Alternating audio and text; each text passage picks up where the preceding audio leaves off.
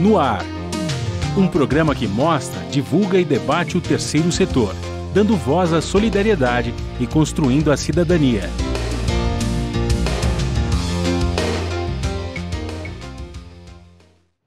Olá, sou Joel Scali e começa agora Observatório na Brasil Atual, o programa do Observatório do Terceiro Setor. No programa de hoje nós vamos falar da violência contra a mulher na pandemia. No início da quarentena, a ONU Mulheres divulgou uma publicação sobre os impactos que o isolamento social poderia causar na vida das mulheres. Pesquisas revelam que o número de violência contra a mulher cresceu em vários países. Aqui no Brasil, só no estado do Rio de Janeiro, denúncias apontam que a violência contra a mulher cresceu 50% neste começo de quarentena. Participo do programa de hoje, Cláudia Luna, presidente da Comissão da Mulher Advogada da OAB São Paulo. Tudo bem, Cláudia? Seja bem-vindo. Bom dia a todas e todos vocês. Conceição de Maria, superintendente do Instituto Maria da Penha. Tudo bem, Conceição? Seja bem-vindo ao programa. Bom dia a todos e a todas. O Observatório na Brasil Atual conta com a participação especial do jornalista Frank Valverde. Olá, Franklin. Olá, Joel. Bom dia, Joel. Bom dia, Conceição. Bom dia, Cláudia. E bom dia também a quem está em sintonia com o Observatório na Brasil Atual. Franklin, com esse governo autoritário, balança, mas não cai, e nós vivemos num momento muito difícil no país. É verdade, Joel. E essa questão com a pandemia, né, da violência que aumentou contra as mulheres, eu acho que é um tema importantíssimo nós discutirmos, porque essa é uma questão que já vinha de uma forma extremamente ruim antes da pandemia, né? E agora eu acho que acabou, quer dizer, com esse governo que está aí, que de uma certa forma aumentou a violência contra a mulher, né? Coisa que, devido às inúmeras campanhas que haviam sido feitas anteriormente, nós conseguimos diminuir essa violência, né? Ou até uma campanha educativa que tem que ser feita. E com esse governo que não investe muito nessa área, não, com a pandemia, então, isso está aflorando, né? Eu acho que é importante, tanto a Cláudia da OAB como a Conceição do Instituto Maria da Penha, colocar questões e orientar, inclusive, as mulheres como elas podem fazer para se defender nesse momento da pandemia. Além da doença que está aí, também a questão da violência, né? Ô, Cláudia, eu citei o Rio de Janeiro, que as denúncias contra a violência contra a mulher aumentaram 50%. Aqui no estado de São Paulo foi 45%, um pouco menos. E esse crescimento deve ser a quê? A pandemia ou é o aspecto cultural que se aflorou por causa do isolamento social? Veja, Joel, eu acho que nós temos aí duas questões, né? É importante a gente dizer que por uma construção social, cultural e histórica, essa violência já existia, né? Inclusive, no ano de 2014, o secretário-geral da ONU, o Ban Ki-moon, à época, ele já classificava essa violência como uma verdadeira pandemia. Então, veja, nós temos agora, nesse cenário, obviamente agravado por essa pandemia e pelo isolamento social, uma pandemia, que é a pandemia do coronavírus, agravada por outra pandemia que já existia, que era a violência doméstica. E é importante a gente destacar o seguinte, que essa circunstância do isolamento social, ela virá como uma agravante dessa violência, né? Até porque nós teremos um convívio mais estreito dessas relações ou dessas partes, né? Que vão aí, numa situação de tensionamento, potencializar essa violência. Não é? Além disso, a gente vai ter aí o consumo de drogas e álcool como agravantes dessa violência, o controle da vítima e as demandas de ordem econômica que vão afetar ainda mais essas relações e tensionar essa violência e fazendo com que hajam aí essas explosões alarmantes, esses dados alarmantes que a gente observa. Ô, Conceição, a mulher, como os jovens e as crianças, são mais atingidos nessa pandemia.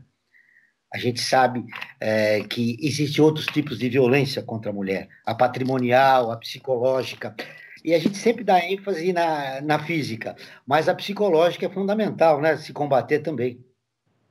Sim, é muito importante a gente falar dos tipos de violência Infelizmente, a sociedade em geral conhece mais a violência doméstica como a violência física, mas a violência contra a mulher, a violência doméstica, nunca começa pela violência física. É importante que seja dito. Começa sempre por outros tipos de violência, né? Como na Lei Maria da Penha, que estão tipificados 5 tipos, que é a psicológica, patrimonial, moral, sexual e a física. Por isso é tão importante a mulher reconhecer que está em um relacionamento abusivo, que está passando por violências psicológicas, logo no início do ciclo da violência, para que ela consiga romper com esse ciclo e essa violência não ficar cada vez mais grave, chegar na violência física, e a gente sabe que, infelizmente, muitas vezes esse ciclo da violência, a instância última desse ciclo é o feminicídio. Muito bem. Ô, Cláudia, vamos lá.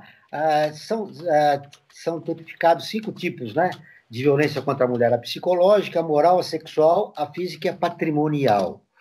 E a Conceição está falando que se começa com a psicológica.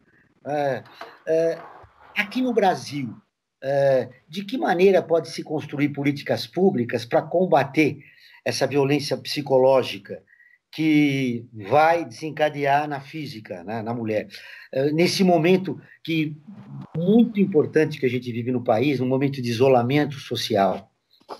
Mas, em primeiro lugar, a gente precisa reconhecer a violência psicológica e fazer com que toda a sociedade também possa reconhecê-la. Porque, como bem disse a Conceição, ainda há uma ênfase muito maior na violência, em caracterizar essa violência como uma violência física.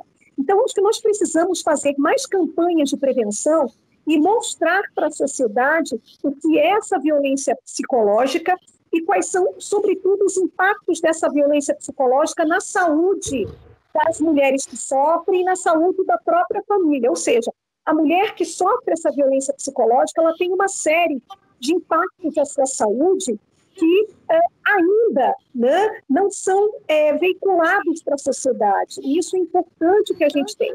Então, acho que uma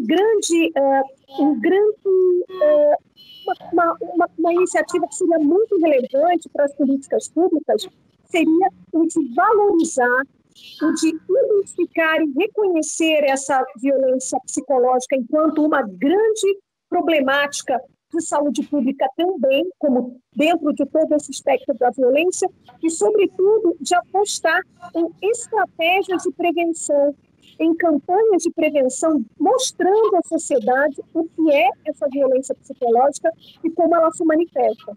Porque se nós formos pensar todas as modalidades de violência, seja ela da moral até a sexual, ela tem o componente da violência psicológica enquanto fator estruturante.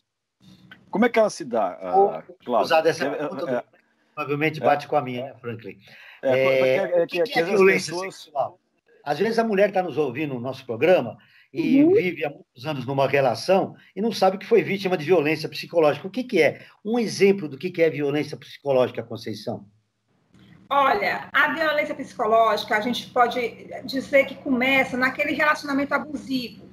Começa com um agressor impedindo a vítima de se aproximar da família e dos amigos, né? Eu vou dizer numa linguagem bem coloquial para que as pessoas realmente entendam. Tudo isso que eu vou dizer aqui são relatos que chegam ao Instituto Maria da Penha. Mas quando ele diz, nós não vamos almoçar na casa dos seus pais no domingo, a sua mãe não gosta de mim, ela queria que você tivesse casado com um outro homem, aquele seu cunhado não gosta de mim, as suas amigas não são companhias para você. Você não está cuidando bem dos nossos filhos estão mal criados, você não cozinha bem, você não vai estudar. Por que você vai estudar? Você não aprende nada, você não estudou quando era solteira, essa roupa não fica bem em você, tira essa roupa, você não pode se maquiar, você está gorda, você está feia, a vizinha é bonita, você não é.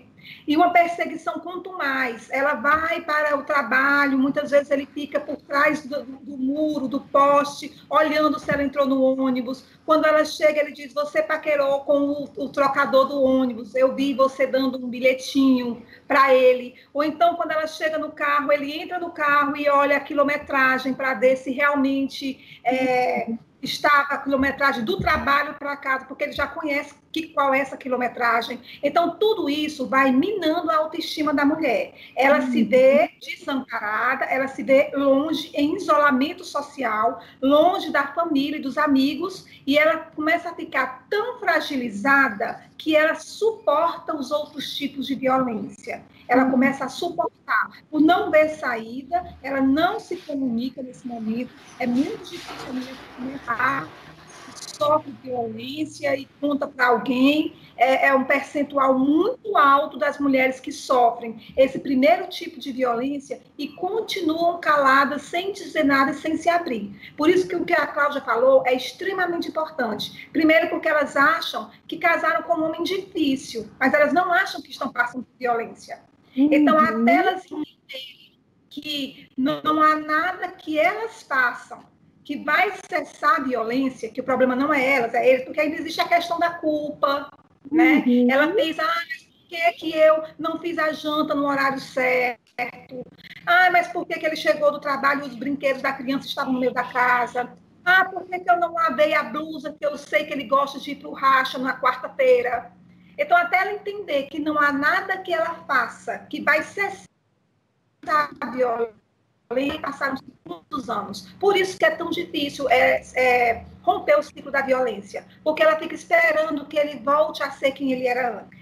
O agressor, ele não é agressor 24 horas por dia, todos os dias da semana.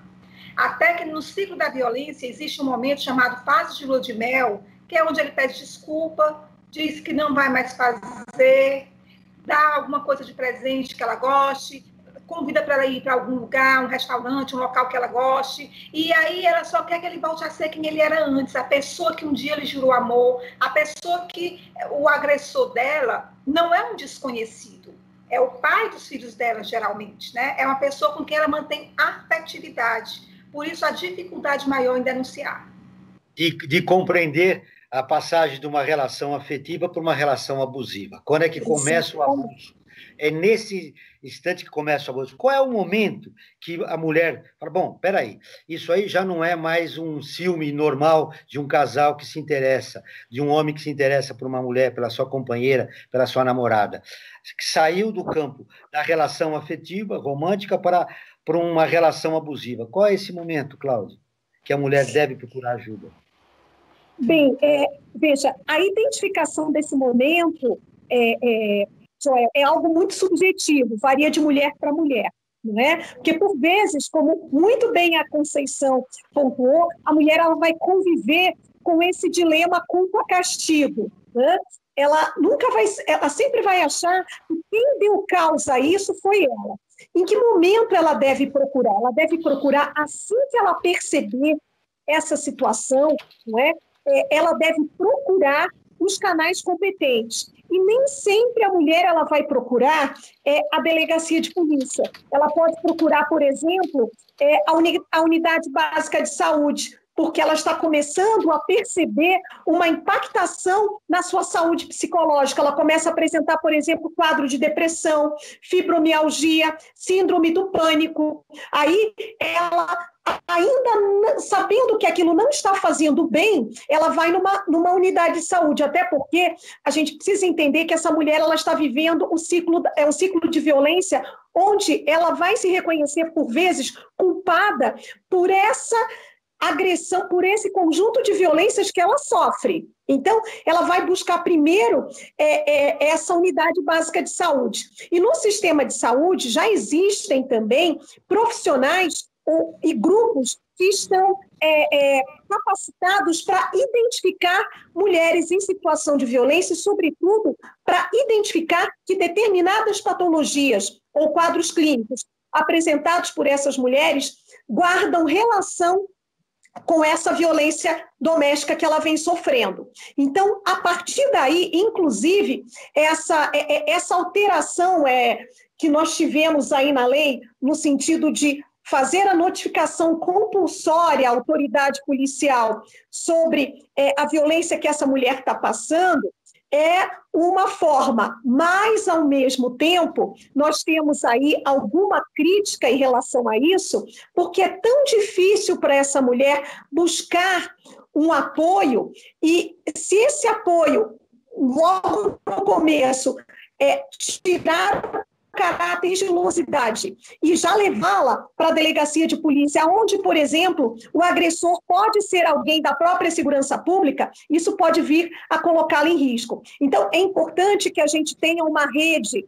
muito bem articulada para dar conta de identificar, por vezes, o que essa mulher não percebeu. Não é? E essa rede não é só nas delegacias de polícia, você tem aí os centros de referência, centros de atendimento, a própria rede de saúde, enfim, um conjunto de profissionais que poderiam e podem identificar isso. Então, a mulher ela pode procurar aí todo esse grupo de profissionais que estão na rede para ter esse acolhimento e buscar aí providências no sentido de entender e reconhecer-se que está num ciclo de violência para depois se fortalecer e buscar aí todas essas medidas necessárias.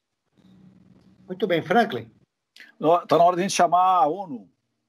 A ONU News? A ONU News, nossa parceira de conteúdo. Ah, está certo. Deixa eu ver aqui a ONU, a matéria da ONU News, né, que vai entrar agora, que é a nossa parceira de conteúdo. Muito bem. Como você disse, agora vamos com a Rádio ONU, que é parceira de conteúdo do Observatório do Terceiro Setor, com a matéria Covid-19, a agência da ONU alerta sobre a situação de vítimas de tráfico humano. A Mônica Grayle, de Nova York, traz as informações. Restrições de viagens e movimentos, isolamento social, corte de pessoal e limites ao trabalho por causa da pandemia estão afetando negativamente as vítimas de tráfico humano. Essa é a conclusão de uma análise do Escritório das Nações Unidas sobre Drogas e Crime, o NODC. Em comunicado divulgado na terça-feira, a agência da ONU informou que as medidas estão expondo vítimas de tráfico humano a perigos.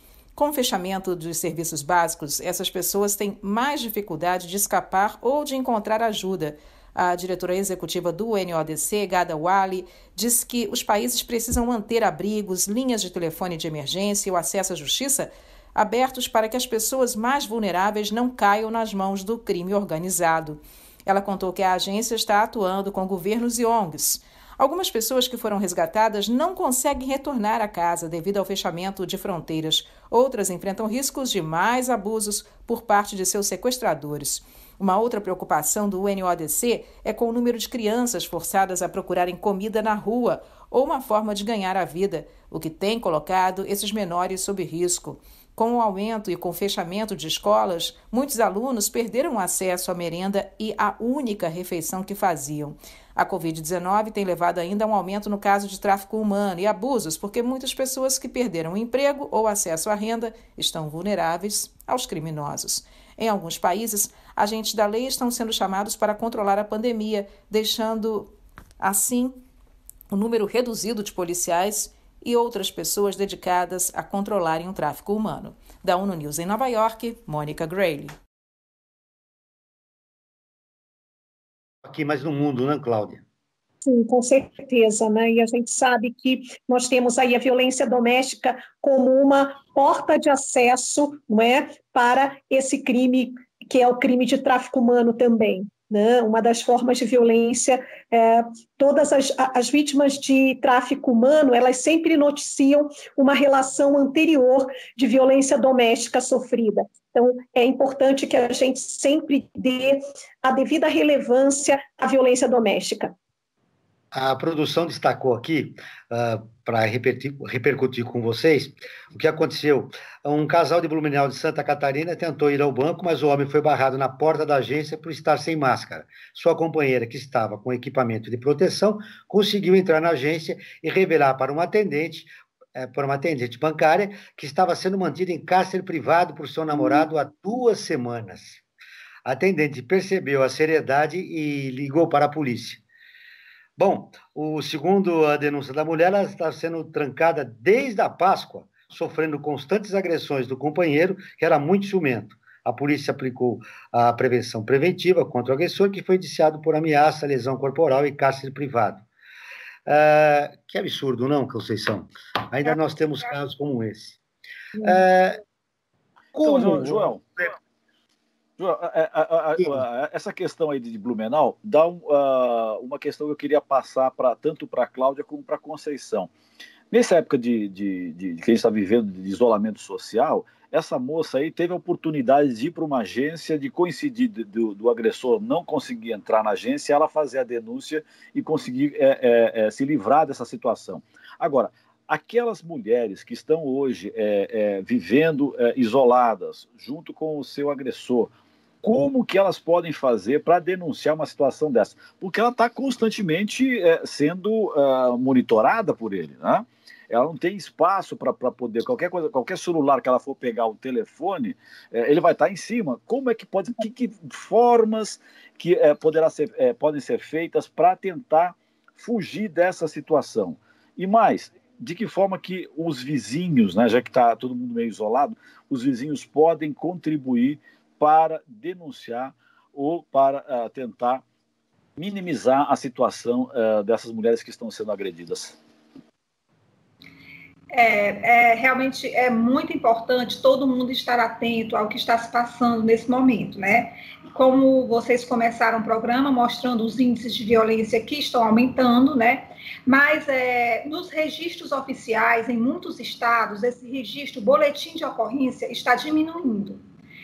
O Fórum Brasileiro de Segurança Pública soltou uma nota técnica, mais ou menos no dia 16 de abril, falando justamente sobre isso. Em alguns estados que eles pesquisaram, como o Ceará, que é o meu estado, né, Mato Grosso, Acre, Pará e Rio Grande do Sul, o número de boletins de ocorrência diminuiu. Isso aí mostra que realmente a mulher em situação de violência está com dificuldade de acessar o equipamento para denunciar. Não significa que a violência tenha caído desses estados, mas que a mulher tem dificuldade de acessar o local exatamente por isso, por ela estar em isolamento social, né, agora nesse período de quarentena, com o agressor. Por isso é tão importante os canais alternativos de denúncia, né? E eu acho que todos nós, a imprensa, os movimentos sociais, as ONGs, o Estado, a sociedade como um todo, as empresas estarem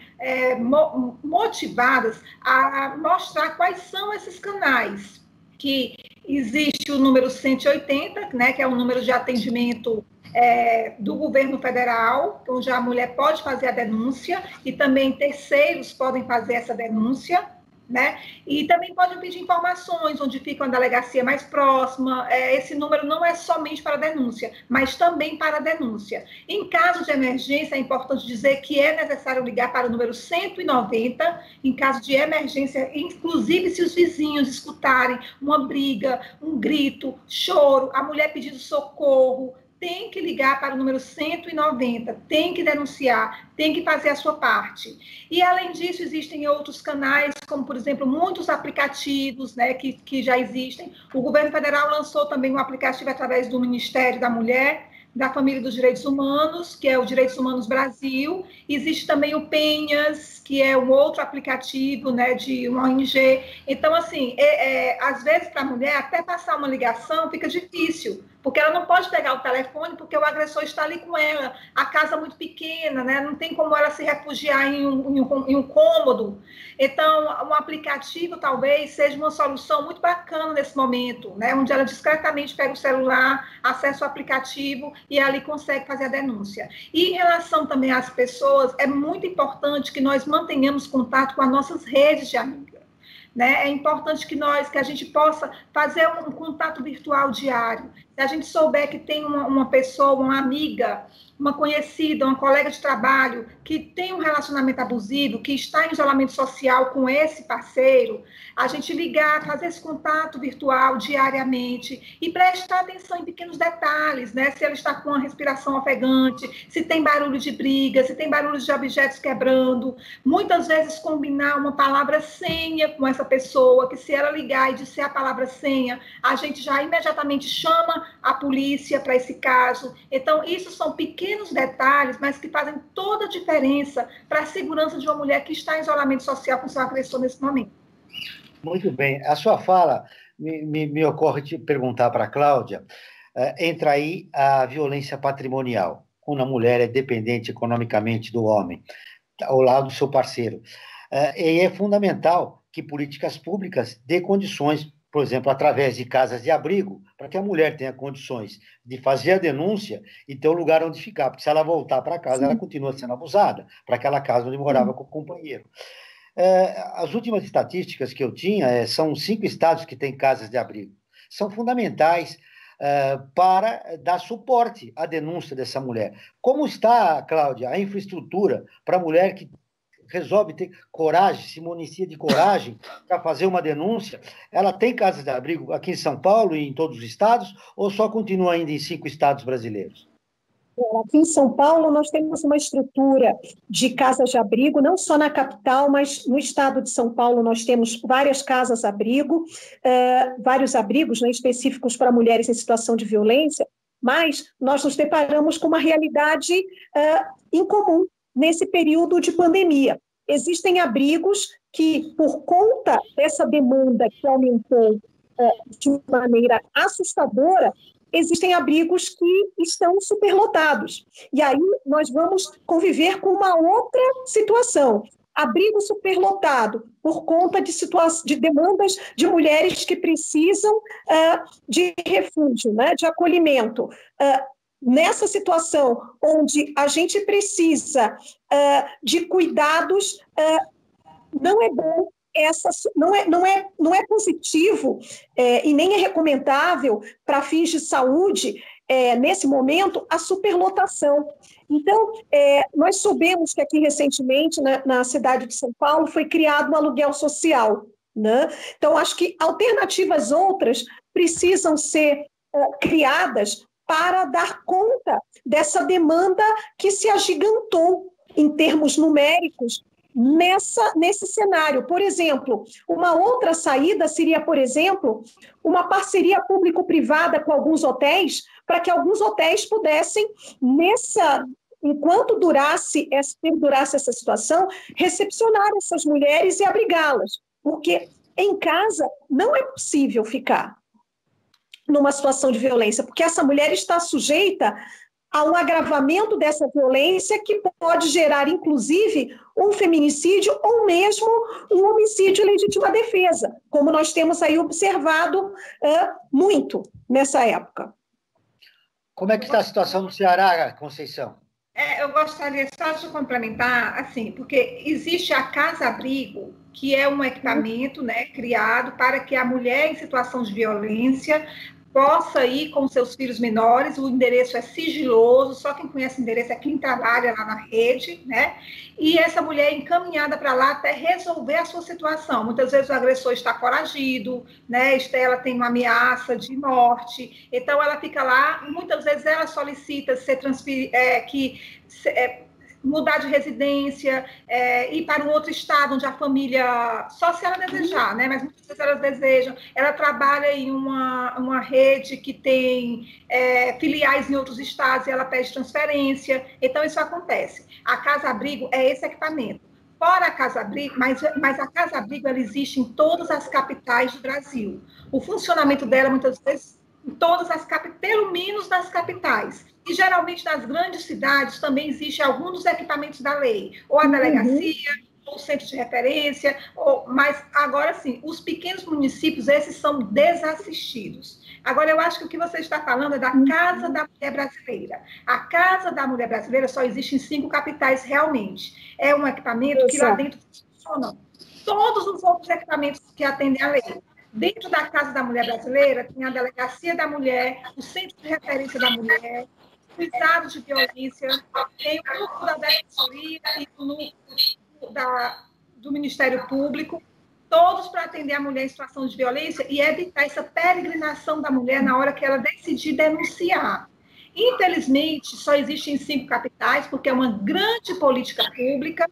Estava previsto no início desse programa todas as capitais do Brasil terem uma Casa da Mulher Brasileira, mas o projeto foi interrompido devido às mudanças de governo, e hoje nós só temos em 5 capitais. Aqui no Ceará tem uma que funciona muito bem, está aberta nesse momento, a Delegacia da Mulher funciona 24 horas dentro, e os outros atendimentos estão acontecendo remotamente. Em São Paulo também.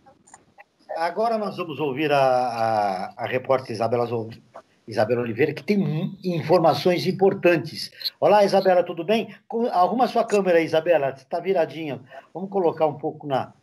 Isso. Assim? Isso. Isabela Alves, quais são as suas informações? Primeiramente, bom dia, Joel, bom dia, Fê, bom dia a todas.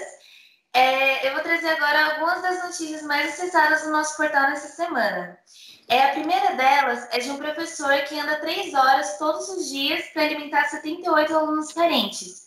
O nome dele é Zane Pauls e ele dá aulas na Western Primary School na Inglaterra. Ele carrega 17 quilos de alimento com o objetivo de ajudar os alunos carentes da escola para que eles não passem fome durante a quarentena.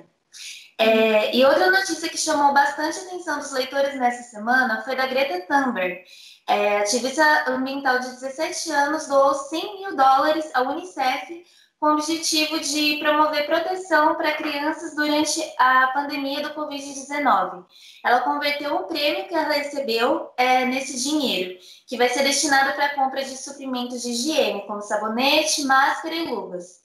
E para encerrar, essa semana, uma das notícias mais acessadas foi do atleta negro que desafiou Hitler em plena Alemanha nazista. Para quem não sabe, no nosso portal tem um espaço especial reservado aos personagens históricos.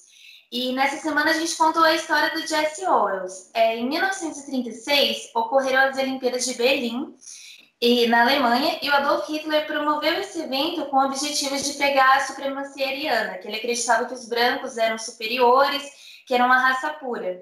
E aí, nesse contexto, surge o Jesse Owens. Ele ganhou 4 medalhas de ouro no evento, e nessa época isso foi um recorde, porque nenhum atleta tinha chegado nesse nível.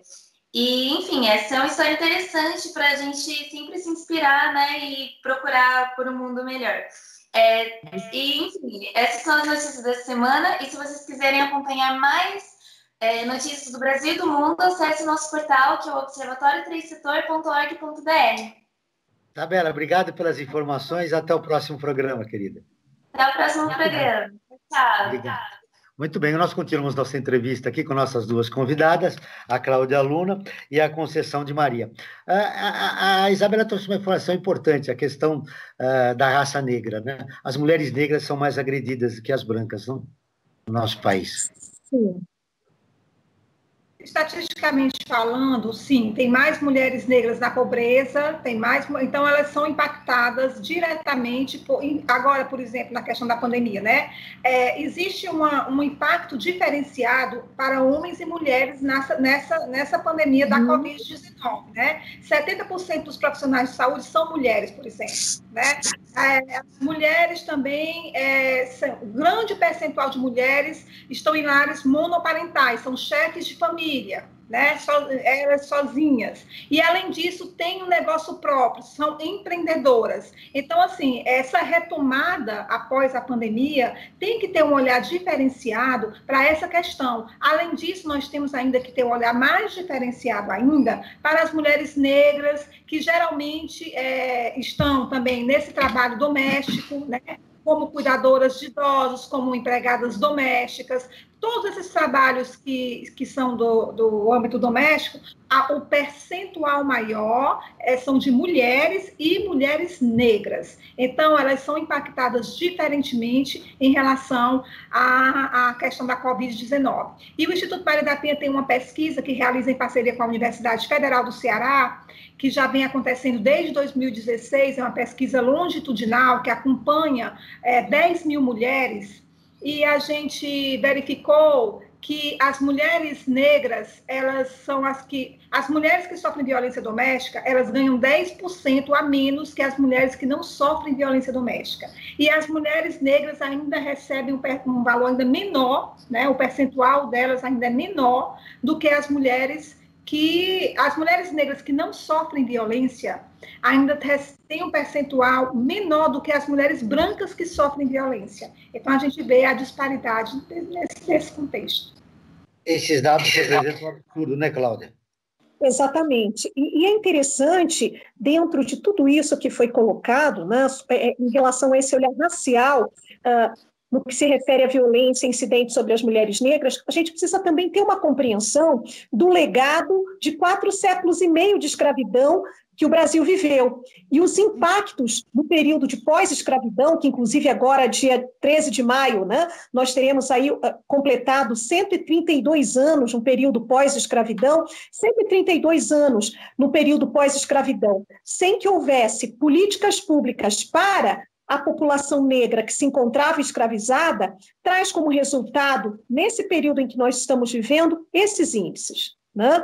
Onde há uma vulnerabilização maior da população negra, em especial das mulheres, refletindo, né, a ausência daquelas políticas públicas do passado que não deram uma atenção devida, né, e específica às mulheres, em especial às mulheres negras, mostram esses resultados: a feminização da pobreza, feminização de HIV/AIDS, né, índices enormes de violência que essas mulheres sofrem, né, tráfico de mulheres em que as mulheres negras são alvos preferenciais, né? 89,7% das mulheres em situação de tráfico são mulheres negras, outras violências como violência obstétrica e por aí vai. Então, é importantíssimo também quando comitês de crise, sejam de organizações governamentais ou não governamentais, são formados, que haja não apenas uma leitura ou uma compreensão, um olhar de gênero, mas, sobretudo, um olhar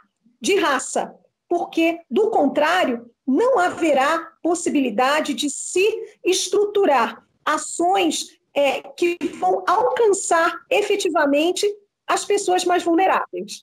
E, no caso, as mulheres e negras. E também contemplando outras interseccionalidades, como a questão geracional, pessoas com deficiência, migrações e etc.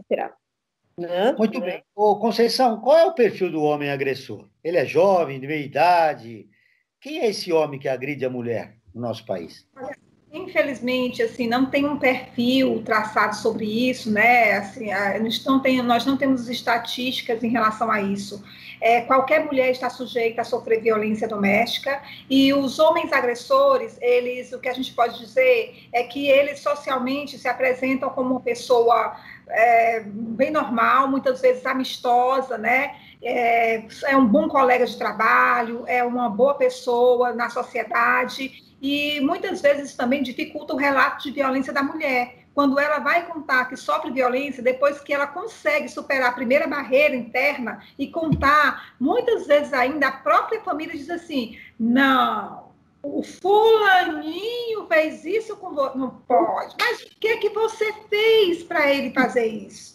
Né? Então, isso ainda dificulta. Infelizmente, a violência doméstica ela acontece em todas as classes sociais, em todos os níveis culturais, com todas as raças, né? Não importa a etnia da mulher, a raça, a religião, ela está presente em todos os locais. Eu acho que o mais importante do que a gente traçar perfil é a gente conseguir identificar no limiar, né, como você falou, né?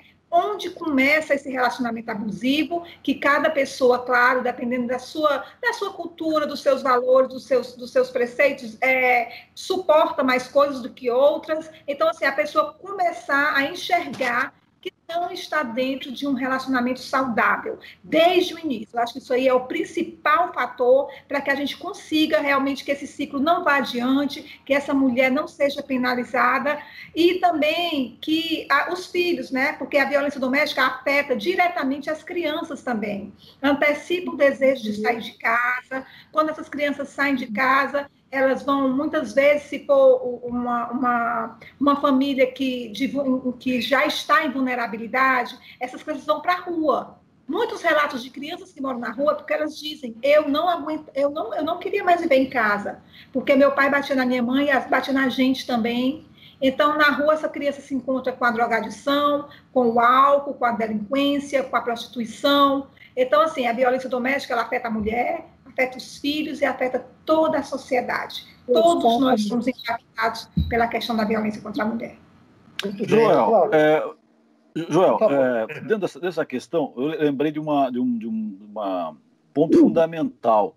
Qual que é o papel da escola nesse trabalho de combater a violência contra a mulher? Olha, Cláudia. Tá. Eu acho que a Conceição também terá coisas maravilhosas para acrescentar.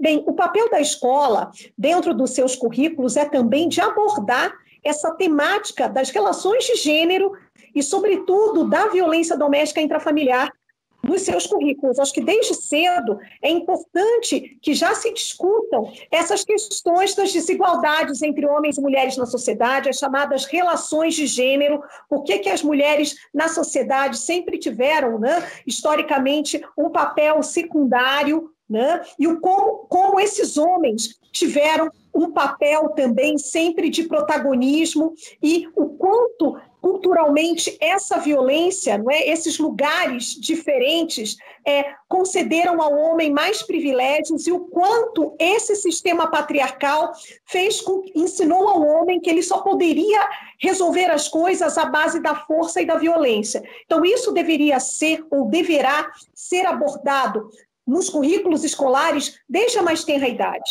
Para quê? Se nós falássemos no sistema educacional, se nós estudássemos sobre isso desde cedo, com certeza nós teríamos uma geração de pessoas, homens e mulheres, meninos e meninas, mais resolvidos, não é? E até porque nós reconheceríamos essa violência também, não é? Então, acho que as escolas têm esse papel fundamental de trabalhar na perspectiva da prevenção, não é? E a educação ela tem esse papel fundamental nesse sentido, nesse contexto.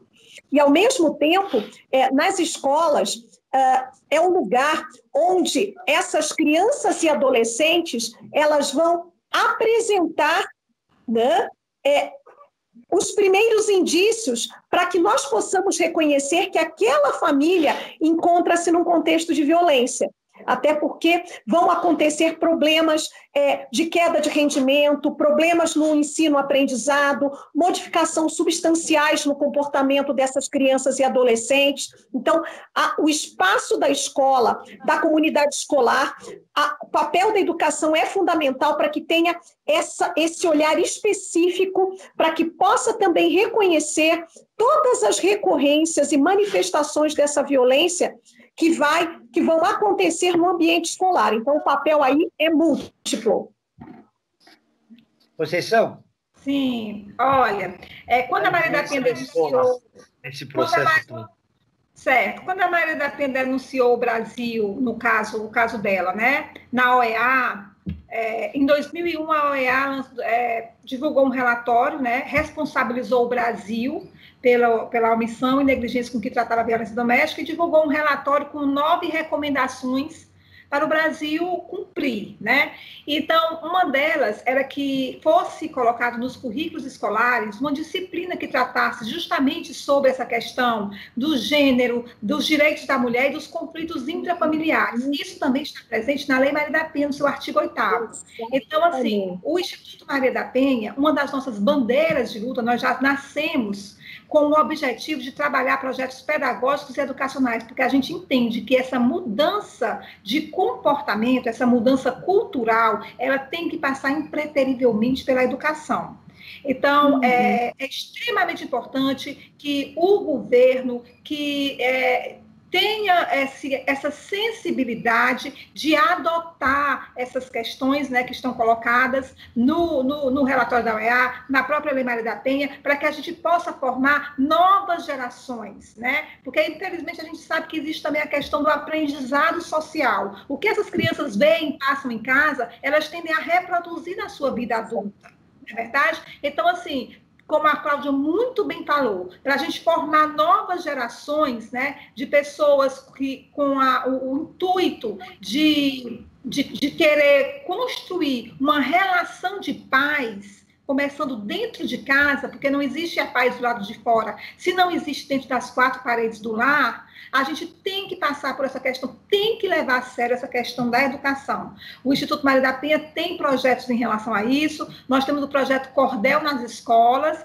que um parceiro do Instituto, um arte educador, Tião Simpatia, transformou a Lei Maria da Penha em literatura de cordel e visita as escolas públicas, né, declamando a Lei Maria da Penha em cordel e fazendo outros repentes que as crianças logo também absorvem por ser uma linguagem lúdica, uma linguagem de fácil entendimento, e essa literatura de cordel é muito forte, essa cultura aqui no Nordeste especialmente, não é verdade? E para isso nós temos cursos nas universidades, com alunos de profissões que geralmente vão trabalhar com acolhimento, como, por exemplo, direito, psicologia, serviço social, enfermagem, medicina, comunicação social, porque a imprensa tem um papel fundamental. Então, a gente faz cursos de extensão em parceria com a Pró-Reitoria de Extensão da Universidade, são 60 horas aula, para que esses estudantes possam sair com um olhar mais humanizado para o trato da violência, né? Então, tudo isso são iniciativas que a gente acha que devem envolver a questão da educação, mas não pode ser trabalhos pontuais de ONGs, não pode, tem que ser uma política mesmo de Estado, tratar a questão da educação e do enfrentamento à violência contra a mulher dentro do currículo escolar. Muito bem, você falou coisas importantes que eu quero repercutir com vocês duas, mas antes eu queria que o Franco falasse da nossa campanha. É verdade, João. O Observatório do Terceiro Setor lançou a campanha Observatório na Quarentena.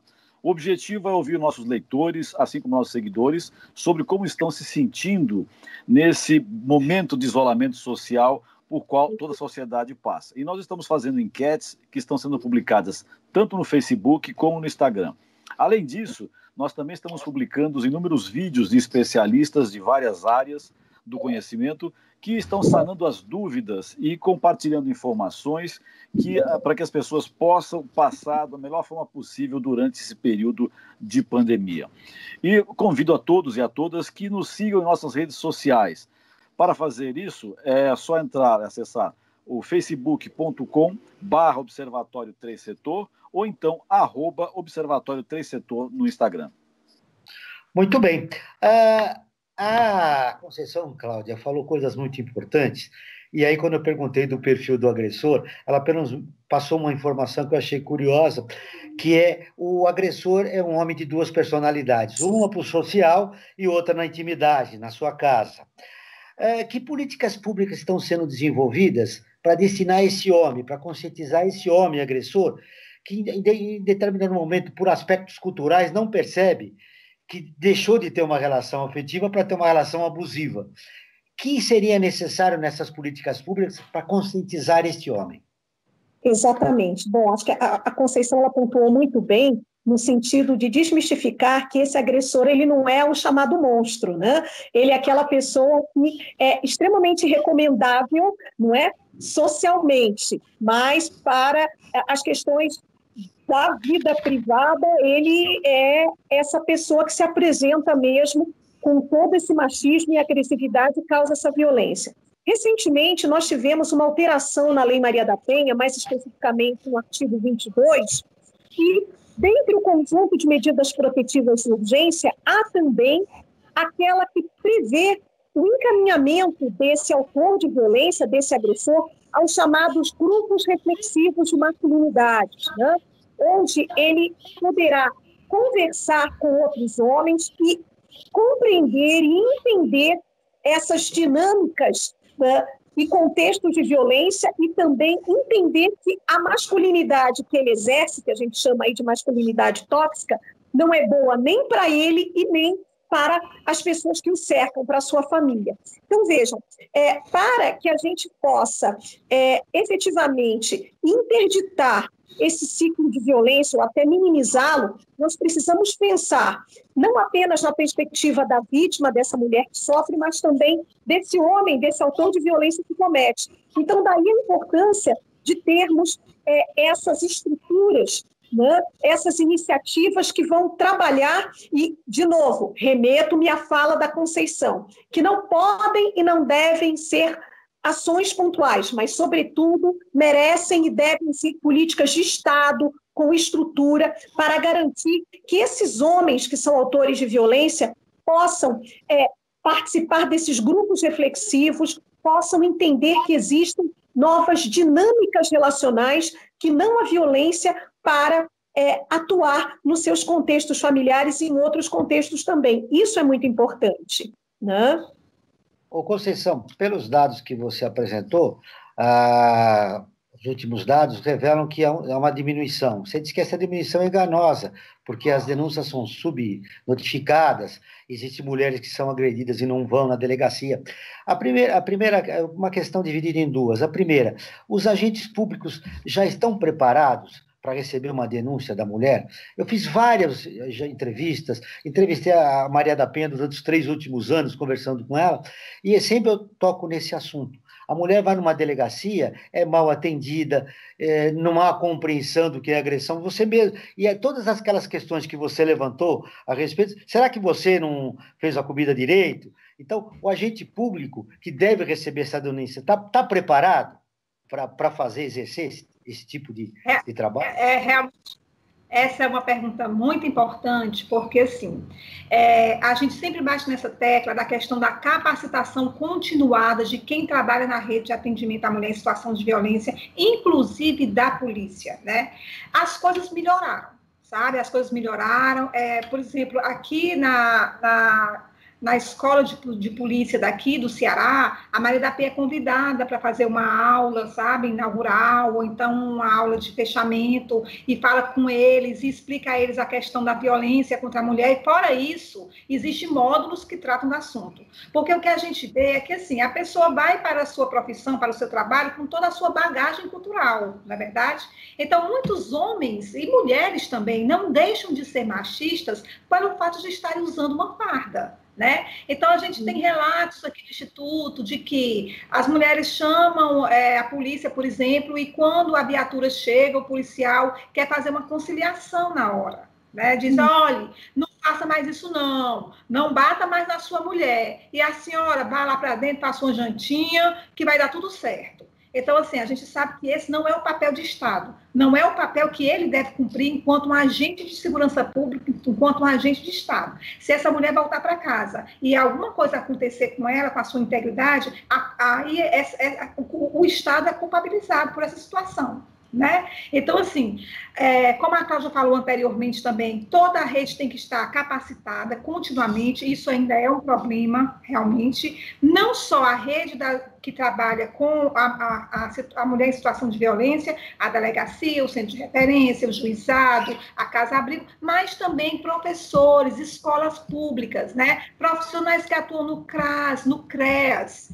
profissionais de postos de saúde, agente de saúde que entra na casa da mulher. Os agentes de saúde são uma verdadeira caixa preta do que acontece nas residências, né? Não que a profissão deles, claro, né, exige toda a responsabilidade, não é isso que eu quero dizer. Eu quero dizer, assim, que uma situação de violência, ela tem que ser denunciada, assim como o Estatuto da Criança e do Adolescente diz que nós todos somos responsáveis pelas crianças, né? Se virmos uma criança em situação de vexatória, de humilhação, ou passando por alguma situação de que a sua integridade física esteja sendo abalada, as mulheres também, nós somos responsáveis pelas nossas mulheres. Então, assim, mas para isso precisa ter o olhar voltado para a questão, né? Precisa ter o olhar de entender que não é porque está acontecendo dentro do lar que pode acontecer. O marido não é o dono da esposa, o companheiro não é o dono da companheira, né? Então, isso tudo precisa passar por uma desmistificação, uma capacitação continuada,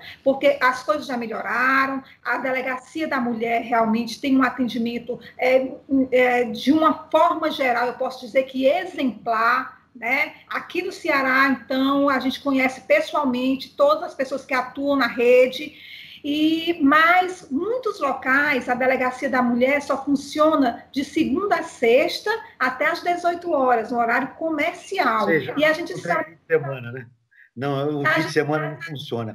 Mas a tua fala durante todo o programa poderia ser resumida entre outros aspectos, naquilo que você disse de importante. Precisamos de uma política de Estado, não de governo. Enquanto tivermos uma política de Estado, a gente vai caminhar para resolver esse problema da mulher. Eu tenho mais 5 minutos. A conversa com vocês foi muito boa, passou rápido o nosso tempo, e eu queria as conclusões finais. Franklin, fechamos mais um programa Incomodados, que existem muitos homens ainda agredindo as mulheres, é verdade. Mas essa é a realidade brasileira.